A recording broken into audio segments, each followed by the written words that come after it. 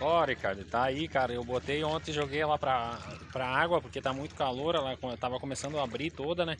Joguei ela pra baixo e joguei uns 2 baldes de água dentro dela, para 2 canecos daqueles lá de água, pra ver se para ajudar, né, que tava calor pra caramba.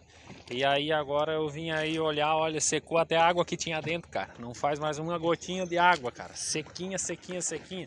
Tem um restinho de água aqui provavelmente é o restinho que sobrou na parte baixa, né? Pô, ficou top agora, né?